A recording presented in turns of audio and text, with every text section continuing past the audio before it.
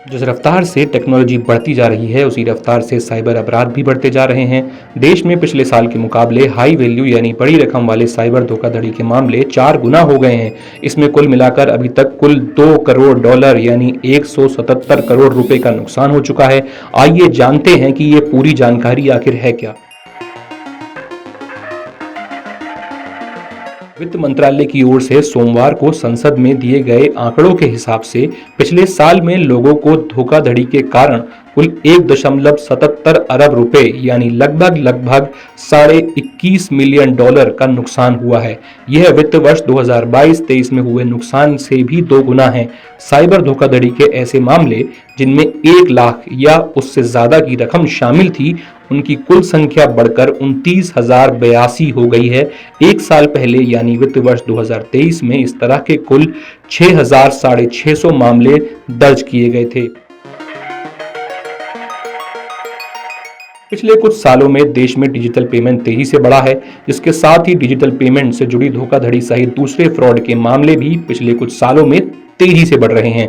Cyber अपराध की बढ़ती घटनाओं को देखते हुए दूरसंचार नियामक ट्राई ने स्पैम कॉल करने वालों को ब्लैक लिस्ट में डालने का आदेश दिया है।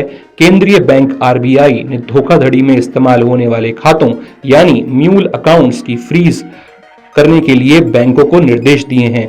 ये खाते वह बैंक खाते हैं जिनका इस्तेमाल ठगी की रकम को विदेश या फिर देश में ही किसी अन्य खाते में ट्रांसफर करने के लिए किया जाता है। सरकार ने इस साइबर क्राइम को रोकने के लिए कई कदम उठाए हैं। आइए एक नजर इन पर डाल देते हैं कि सरकार ने इस साइबर क्राइम को रोकने के लिए अब तक क्या क्या कदम उठाए हैं। गवर्नमेंट साइबर क्राइम को रोकने के लिए कई कदम उठा रही है, जैसे सरकार ने एक हैंडबुक प्रकाशित की है और मीडिया जागरूकता के अभियान शुरू किए हैं, जिसमें लोगों से साइबर अपराधों के बारे में सतर्क रहने को कहा गया है। साइबर अपराधी ठगी के लिए नए नए तरीके अपना रहे हैं, जिनकी जानकारी लोगों को जागरूकता अभियान के जरिए दी जा रही है।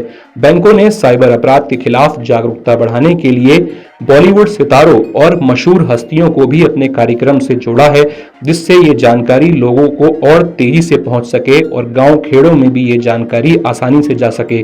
साथ ही सरकार फैक्ट चेकिंग ऑर्गेनाइजेशन को भी इसमें शामिल किया है। इससे होगा ये कि अगर सरकार कोई भी आगे पहल करती है तो इस जानकारी को देश में तेजी से फैलाया जा सकेगा।